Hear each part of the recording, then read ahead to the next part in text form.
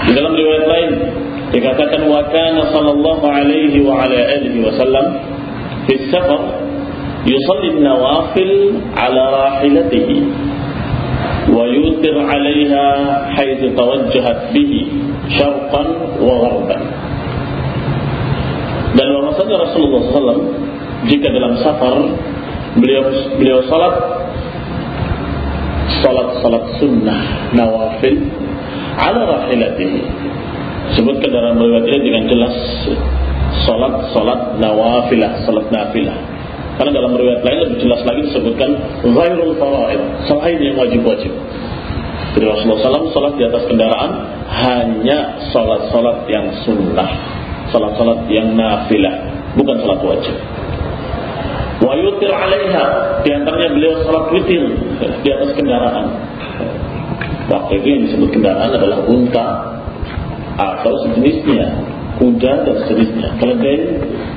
Sehingga ketika dia dalam keadaan salat, kendaraan tadi berjalan, mungkin mengarah ke timur, mungkin ke arah barat dan sebagainya. Maka dikatakan dalam riwayat ini, sebagaimana hadis sebelumnya diriwayatkan oleh Bukhari dan Muslim juga,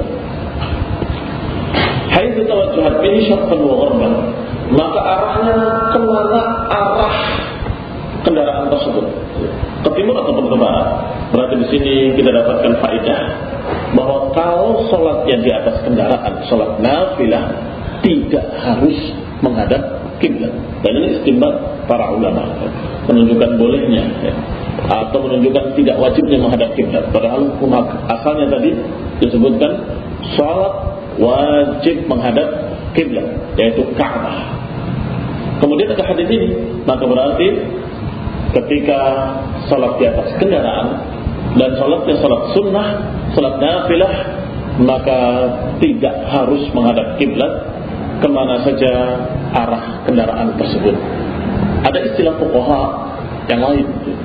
Kata mereka, sebagian fuqaha menyatakan istilahnya bahwa kiblatnya seorang yang sholat di atas kendaraan adalah arah kendaraan tersebut.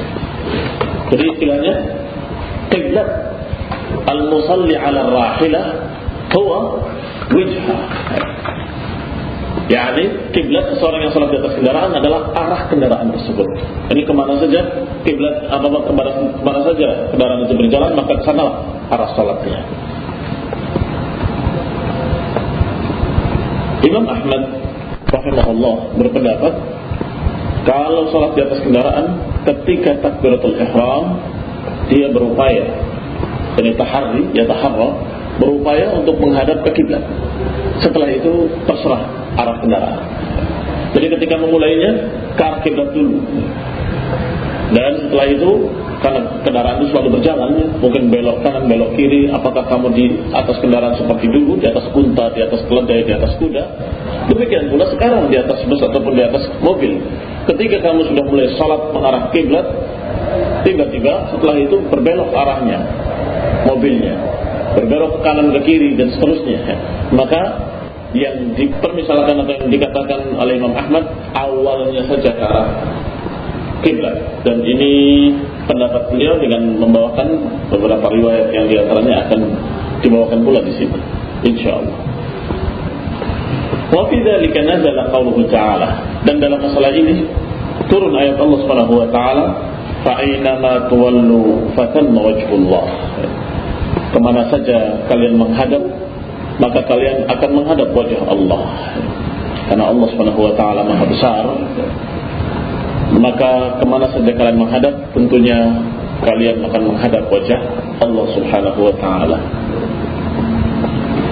Yani fi dzalika fi shalah ala rahilah, salat di atas kendaraan yang mengarah kemana saja.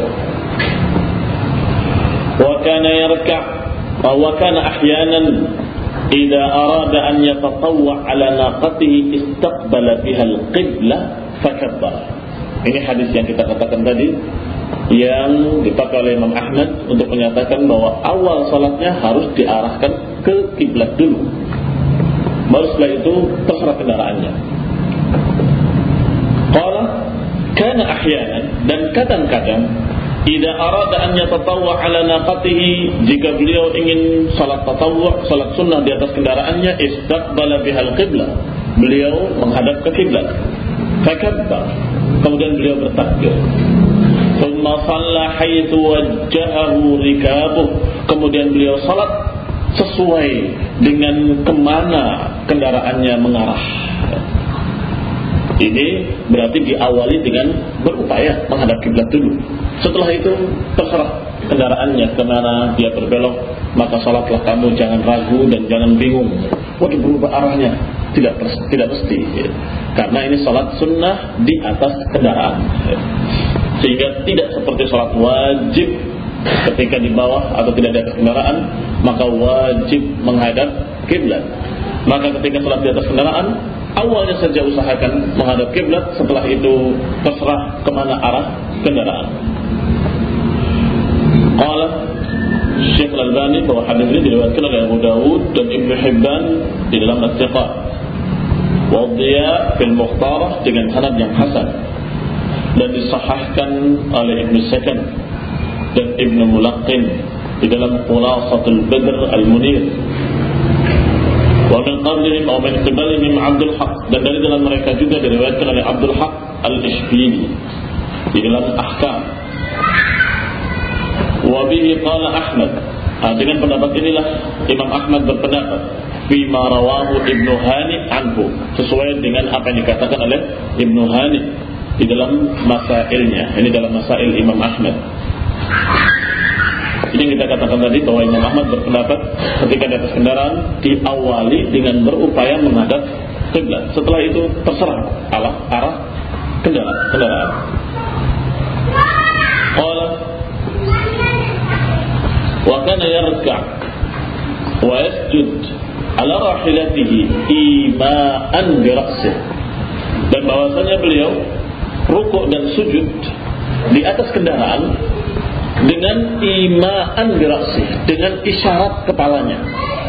Dan ini tidak rukuk seperti rukuknya orang yang salat seperti biasa, sujudnya juga tidak seperti sujudnya orang yang salat di masjid atau salat di rumahnya. Tetapi di atas kendaraan, rukuk dan sujudnya hanya dengan ima'an bi ra'sihi, hanya dengan mengisyaratkan dengan kepalanya. Wa yaf'al sujud akhfad min ar-ruku', dan dijadikannya sujud lebih rendah daripada rukuk. Yani ketika kamu salat di atas kendaraan, maka ketika rukuk merendahkan kepalanya sedikit, maka ketika sujud merendahkan lebih rendah lagi. Dan tentunya yang demikian tidak ada batasannya, tapi dikira-kira saja. Yang penting kalau sujudnya lebih rendah daripada rukuk sudah benar. Kecuali kalau terbalik baru sudah salah dia.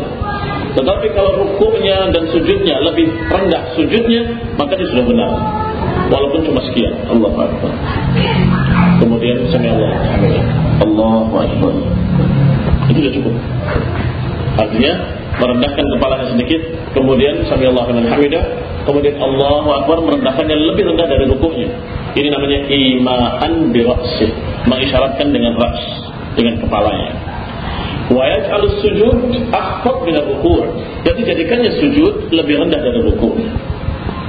Hadis ini diriwayatkan oleh Imam Ahmad dan Tirmidzi menganggap hadis ini sahih wa sahhahahu. Qala wa kana idza arada an yusalli al-fariidah nazala fastaqbala al-qiblah, dan bahwasanya dia kalau mengerjakan salat yang wajib, maka dia turun dari kendaraannya kemudian menghadap kiblat. Disinilah yang menyebabkan sebagian para ulama menyatakan bahwa salat di atas kendaraan hanya salat-salat sunnah. Kalau salat wajib turun. Kalau nggak bisa turun, bagaimana? Pesawat misalnya, bagaimana turunnya? Atau di kereta api yang kita tidak berkuasa untuk menghentikan kereta api di sembarang tempat, bagaimana? Itulah yang dikatakan oleh sebagian fuqaha darurah. Ad-darurah tubihul mahdhurah. Kita tidak berbicara tentang darurat, tapi berbicara hukum asal. Hukum asalnya adalah tidak boleh salat wajib di atas kendaraan. Salat fardhu, salat wajib di atas kendaraan. Rasulullah salat di atas kendaraan adalah salat witir atau salat nafilah. Karena arah kiblatnya pun tidak jelas. Boleh ke arah manapun kendaraan itu berjalan. Karena fa'inama tuwallu fathamma wajhullah. Tetapi salat wajib harus dengan sempurna arah kiblatnya turun dan menghadap kiblat. Walaupun tidak di masjid turunnya. Turun di mana saja. Kalau tidak mendapatkan masjid di padang pasir, turun di padang pasir dan salat dengan tayammum dan mengarah kiblat. Atau turun di dekat sawah-sawah, di pinggir sawah. Karena di Indonesia bukan padang pasir, tapi sawah-sawah. Cari masjid jauh. Padahal sudah waktunya, sudah hampir habis waktunya. Maka turun, salat di situ, di atas rumput, mengarah ke kiblat. Nah, berupaya ke arah kiblat. Kalau nggak tahu arah kiblat bagaimana? Kalau tidak tahu arah kiblat, tahari, berupaya untuk mencari arah kiblat sebisa kamu. Apakah dengan bintang, apakah dengan matahari, atau dengan apa yang kamu bisa. Kalau ternyata nggak bisa sama sekali, bagaimana? Gelap gulita, malam, bintang nggak kelihatan, ketutupan awan. Maka nanti akan dibahas riwayatnya bahwa yang diperintahkan adalah tahari, berupaya. Maka para sahabat berupaya untuk mengarah ke arah kiblat, tapi berselisih pendapat. Kayaknya ke sana, enggak, kayaknya ke sini. Karena tidak ada bintang, tertutup awan. Akhirnya mereka salat ke arah yang mereka yakini masing-masing. Kemudian ada di antara mereka yang memberi garis arahnya untuk mengingat-ingat. Begitu paginya terbit matahari dari arah tertentu, maka dia membuktikan dengan itu bahwa ternyata kiblatnya tadi malam salah. Disampaikan kepada Rasulullah SAW, bagaimana keadaan kami? Maka dijawab bahwasanya ajza'at salatukum, salat kalian sah. Berarti salat wajib tidak mengarah kepada kiblat kalau dalam keadaan darurat seperti ini, ajza'at. Jadi jangan kamu pertanyaannya kalau tidak bisa, kalau tidak mungkin, kalau tidak bisa. Itu perkara darurat. Jangan takut, yang namanya Islam tidak akan mempersulit. Syariat Islam adalah din yusuf, din samhah, agama yang mudah, sehingga mesti ada jalan keluarnya.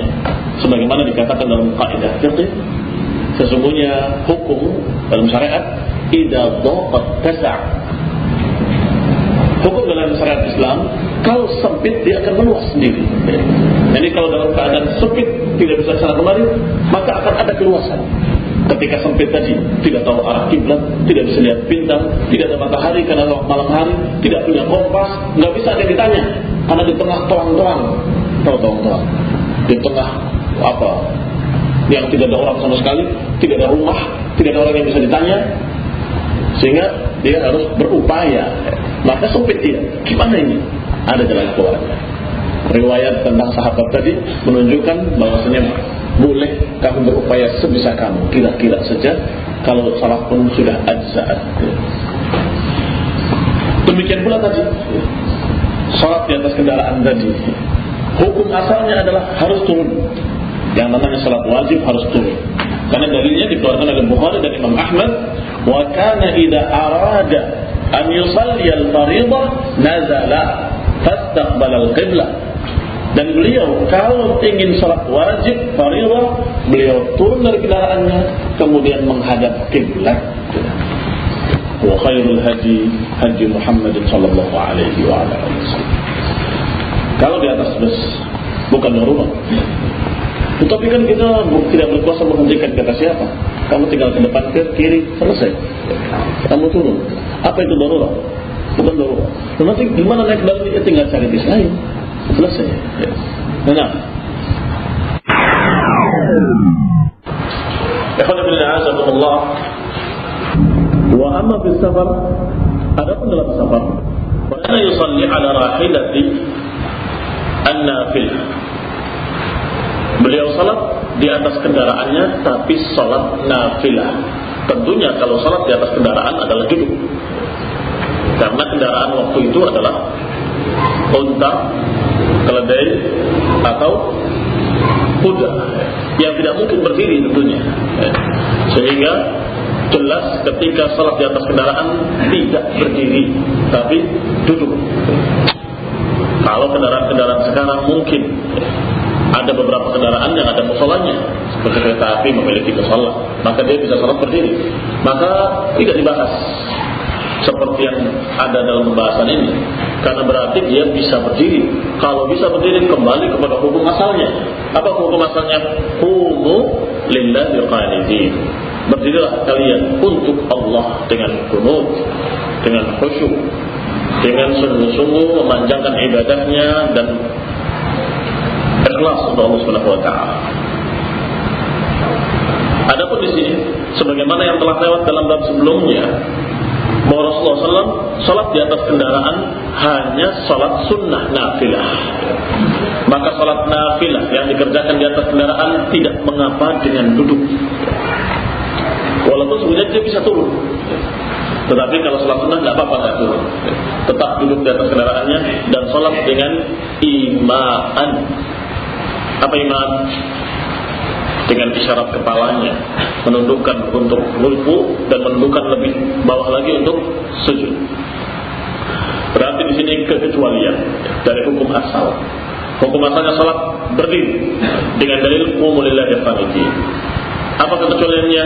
Kalau safar di atas kendaraan salat nafilah, maka boleh tidak berdiri. Ikhwan fillah azzakumullah. Salat fis safinah, salat di atas safinah, kapal, salat di atas kapal. Wa su'ila sallallahu alaihi wa ala alihi wasallam 'an as-salati fis safinah, dan ditanya pula Rasulullah SAW tentang salat di atas kapal. Faqala, maka beliau bersabda, salli fiha qa'iman illa an takhafal gharq. Salatlah kamu dalam keadaan berdiri di atas kapal, kecuali kalau kamu khawatir tenggelam. Demikian diriwayatkan oleh Al-Bazzar dan Ad-Darqutni dan Abdul Ghani Al-Maqdisi di dalam As-Sunan, wa sahhahahu Al-Hakim, dan disahihkan oleh Al-Hakim dan disepakati oleh Ad-Dahabi. Maka azakumullah, di sini apa yang kita katakan tadi ada catatan yang jelas dari hadis, bahwasanya kalau kendaraannya adalah kendaraan yang memungkinkan dia untuk berdiri, sebab tadi disebutkan kendaraan, yaitu Rasulullah SAW salat di atas kendaraan dalam keadaan duduk, salat nafilah. Tetapi di sini safinah juga kendaraan, tapi kapal yang relatif lebih besar, dan sebagian kapal-kapal bisa orang berdiri di atasnya. Ada yang kecil, perahu, yang sulit untuk berdiri di atasnya, bahkan dikhawatirkan akan tenggelam. Idza mala ghurik wa idza naja ghurik. Kalau miring tenggelam, kalau selamat barakah. Nah, ini yang pernah digambarkan kepada Umar bin Khattab radhiyallahu anhu, karena Umar tidak pernah melihat lautan, kemudian mengirimkan pasukan ke Siprus di tengah lautan. Maka pasukan berkapal atau berperahu baru terjadi waktu itu. Umar tidak berani mengatakan, gambarkan kepada kami laut dulu, terangkan laut itu seperti apa. Diterangkan, laut adalah khalqun kabir. Kalau kita ada di atas kapal, maka kita di atas lautan seperti dari makhluk kecil di atas makhluk yang besar. Idza mala ghurik wa idza naja ghurik. Kalau mal ghurik, tenggelam. Kalau miring sedikit, tenggelam. Kalau selamat itu suatu berkah. Akhirnya Umar tidak jadi mengirimkan, mengatakan jangan. Kalau begitu jangan bawa seorang muslim pun ke laut. Sehingga tidak jadi berangkat pasukan tersebut, sampai berganti khalifah menjadi khalifah Utsman bin Affan. Baru Utsman bin Affan mengizinkan berangkat. Maka pasukan angkatan laut pertama kali dalam sejarah Islam adalah di zaman Utsman bin Affan, Ustul al-Bahri. Maka ikhwanifidina azakumullah, karena berbeda-bedanya perahu atau berbeda-bedanya kapal, maka Rasulullah mengatakan salli fiha qa'iman. Hukum asal dulu, kalau bisa berdiri, berdiri. Illa an takhafal gharq, kecuali kalau engkau khawatir akan tenggelam. Berarti bisa dilihat kendaraan-kendaraan lain pula.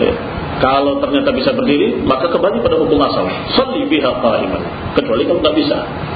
Terus, misalnya seperti yang kita sebut tadi, kereta api, ada musholahnya. Misalnya yang ada, sebagian nggak ada, dan dia bisa berdiri, maka berdiri. Demikian pula kapal-kapal yang besar. Maka hadisnya ini bi'ainihi, langsung hadis ini berbicara tentang kapal. Shalli qa'iman. Dan Syekh Al-Albani juga memiliki catatan di sini. Faedah dalam khutbahnya. Wa hukum salat at-ta'irah kas-salati fis safinah. Dan hukum salat di atas pesawat adalah seperti hukum salat di atas kapal. Yani an yusalli qa'iman in istata'. Hendaklah salat berdiri kalau bisa. Wa illa shalla jalisan ima'an. Kalau tidak bisa, maka salat duduk dengan mengisyaratkan dengan isyarat tadi. Biruku'in wa sujudin, dengan ruku' dan sujud, kama taqaddam, sebagaimana pernah lewat bahwa sujud lebih akhfad daripada ruku', sujud lebih rendah daripada ruku'. Itu. Jadi Syekh Al-Albani mengatakan di pesawat juga sama seperti itu. Dan kita katakan tadi di kereta api juga begitu. Kalau bisa berdiri, ya berdiri. Yang namanya hukum asal tidak akan lepas dari hukum asalnya kecuali kalau darurah. Dan hukum kaidah fiqhiyah bahwa darurah itu tuqaddar biqadariha. Darurah itu sekadar ukuran daruratnya. Kalau sudah tidak darurat, maka kembali kepada hukum asalnya. Hukum asalnya adalah berdiri, maka kapan darurat? Ini darurat. Kalau ternyata ada kemampuan berdiri dan ada peluang untuk berdiri, maka kembali kepada hukum asalnya. Nah, al-darurah tuqaddar biqadariha. Darurat itu sekadar daruratnya, tidak boleh kemudian menjadi berubah hukum. Hukum tetap seperti hukum asalnya. Wallahu ta'ala a'lam.